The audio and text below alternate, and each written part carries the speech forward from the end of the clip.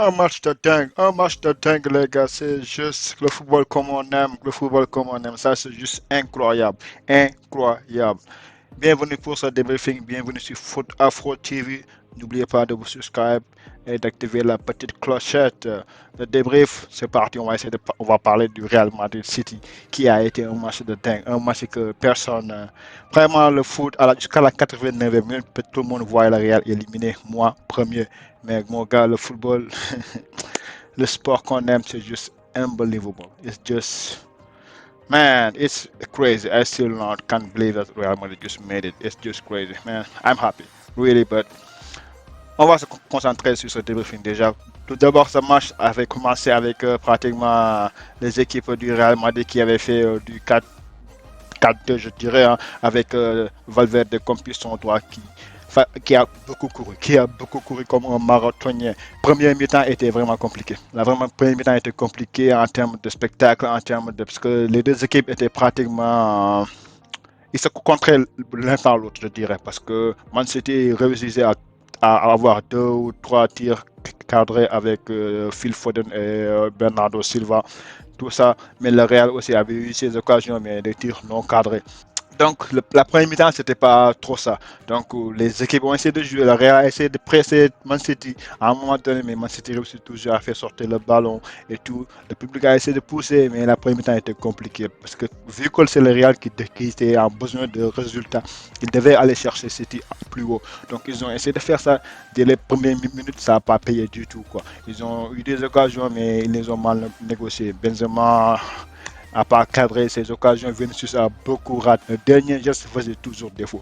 Donc, de ce fait, du côté de Man City, eux, ils ont fait du Man City. Ils ont fait ce qu'ils ont fait, ce qu'ils avaient à faire. C'est-à-dire prendre le ballon, le conserver le plus longtemps possible et quand l'opportunité se présente, essayer de faire mal au Real Madrid. Ils ont essayé de faire ça, mais Thibaut Courtois a réussi à faire ses arrêts sans souci. Donc, la première période, pas grand-chose à dire. C'était équilibré, je dirais.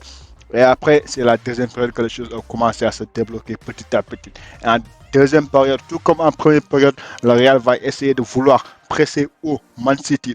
Et c'est en voulant essayer de presser haut, des fois ça marche, des fois ça ne marche pas. Et à la 75e minute, ça n'a pas marché.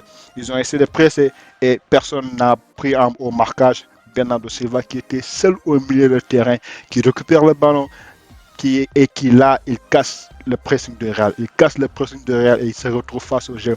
Personne. Nacho qui devait le prendre, il se met à reculer. Il se met à reculer et là, Bernardo Silva, intelligent comme il a continué jusqu'à réussir à fixer toute la défense madrilène avant de décaler sur le côté qui Real Madrid. Real Mahrez avec son pied gauche qui vient, mais là, il ne donne même pas une once de chance à Thibaut Courtois. Là, c'est une frappe, premier poteau, boum. Thibaut Courtois n'y peut rien du tout. Et là, Man City ouvre le score. Et là, franchement, mon gars, les carottes étaient cuites. Les carottes étaient déjà cuites. Il n'y avait plus rien à faire. Man City avait gagné le match à les 4 buts à 3. Et là, ils mènent à la 75e minute au Bernabeu 1 but à 0. Et là, ils ont continué à jouer. Ils avaient même l'occasion de mettre un deuxième but par le biais de Grealish. Là, c'est le bal de match. Parce que si ce but-là rentre, c'est fini pour le Real Madrid. Il n'y a pas moyen que le Real marque 4 buts ou 3 buts pour aller en prolongation. Et là, c'est Mendy. C'est Mendy qui sauve sur sa ligne et qui permet au Real de rester en vie. Mais là, c'était juste... Oh.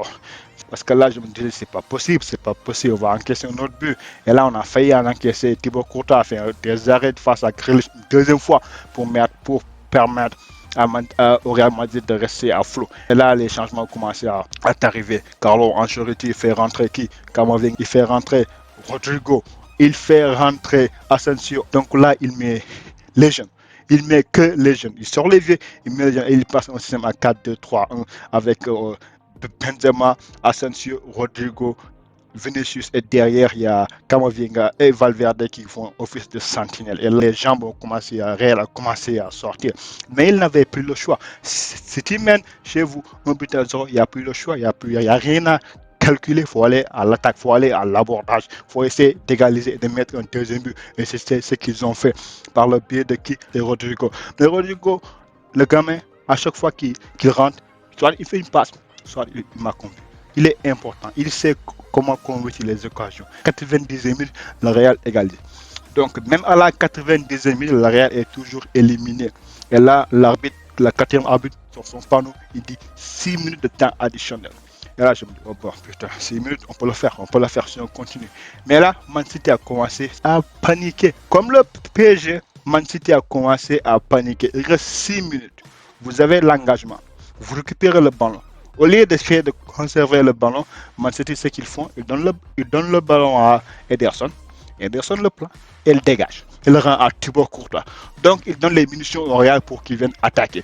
Le Real dit merci, ils prennent le ballon, ils vont à l'attaque. Et là, Militao monte. Et là, tout le monde monte. Asensio, tout le monde est dans la surface de réparation. Et City, pratiquement leurs 10 jours sont dans leur surface. Et là, les seconds ballons, le Real a commencé à récupérer les seconds ballons. Récupération de Cavral qui fait un centre millimètre dans la surface pour qui le jeune encore Rodrigo est encore là pour sauter plus haut que tout le monde, placer une tête. C'est une double tête. Asensio a effleuré le ballon avant que Rodrigo, avec son coup de tête, et là c'est 2-1, mais le stade est en ébullition. Le stade Bernabeu est en ébullition. 2-1 pour le Real Madrid à la 91e minute. Ils ont marqué à la 92e minute, une minute plus tard. 2-1. Et là, mon gars, City, ils ont la tête sous l'eau. Ils ne pouvaient même plus respirer. Et là, là tu sens qu'il n'y a pas moyen qu'ils arrêtent le Real Madrid. Pourquoi? Parce qu'ils ont arrêté le jeu. Ils avaient peur et cette peur-là a commencé à se renverser pour eux. Le Real Madrid a contrôlé le jeu, a commencé à faire son jeu, a commencé à s'imposer. Tu sais, quand tu es audacieux, quand tu vas pour gagner, les dieux du foot vont être avec toi. Et c'est ce qui s'est passé. Kamavinga récupère un ballon dans son camp, dans ses 30 derniers mètres. Mais il fait une course de 40 mètres. Rodrigo, il ne pouvait même pas le retenir. Le gamin de Kamavinga, j'ai adoré sa course. Il fait une course de 40 mètres. Personne ne peut l'arrêter. Il décale Rodrigo et là, Rodrigo fait une passe en retrait pour Karim Benzema. Il y a le défenseur Ruben Dias qui vient, mais Karim Benzema est plus rapide et plus prompt. Il pousse le ballon, le gars tacle, penalty. Il n'y a rien, mon gars. Il y a penalty à la 95e minute. On a commencé la prolongation 5 minutes plus tard. Il y a penalty. Et qui? Karim Benzema. Moi, c'est Karim Benzema. Mais il vient plat du pied, sécurité. Le Real mène 3-1. Et là, mais gars, c'est fini. Là, c'est fini. Il n'y a plus rien à faire. Man City avait 20 minutes pour essayer, ou bien 25 minutes pour essayer de mettre un deuxième tour, aller au tir au but, ou peut-être même. Mais il n'y avait pas moyen qu'ils le réussissent parce que mentalement, ils étaient déjà finis. Ils ont essayé, mais tu le sentais quoi, que ce Real-là, non, mais avec l'expérience qu'ils ont, les militaires, la blessure, même le club, tout le monde, le banc, tout le monde était là. Ils savaient que c'était ça, c'était pareil quoi. Et il n'y a pas mieux pour Karim. Karim, le roi d'Europe, mon gars. Mais Real Madrid, le roi d'Europe avec le meilleur attaquant du monde, Karim Benzema. Yeah, Karim, man, you are the best. I said yesterday about Sadio Mane, but man, you are the best. Me, I love you. Just know Karim Benzema, the best player of the history of Real Madrid. You need a statue in Bernabeu, that's for sure.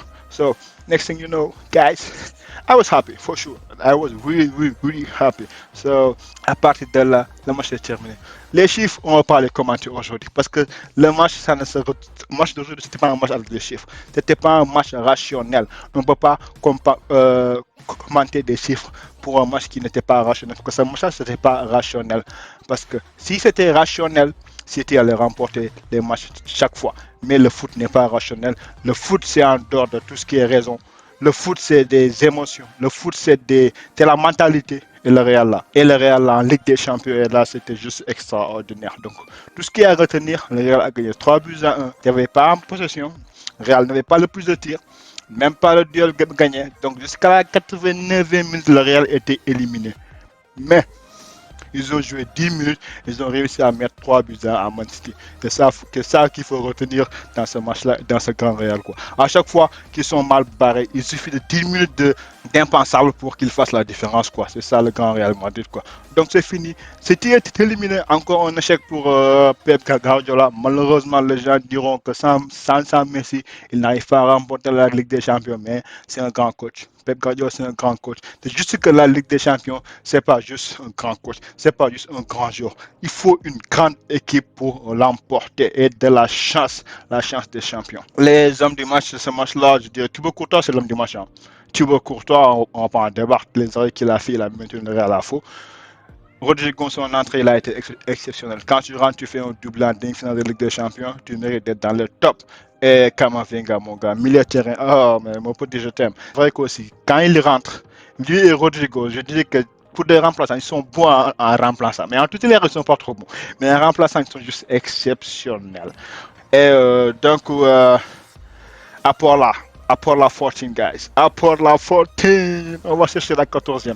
Et on va chercher la 14e. Et le Real Madrid va jouer sa 17e finale. Il en a perdu que 3.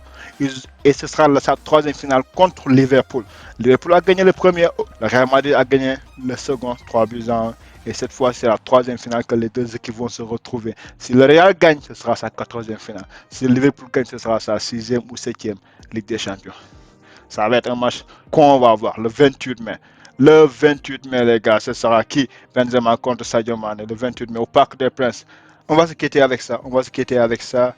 Le 28 mai, le rendez-vous est pris. So, like I usually say, guys, take care of yourself, take care of your family, and peace and love. See you soon.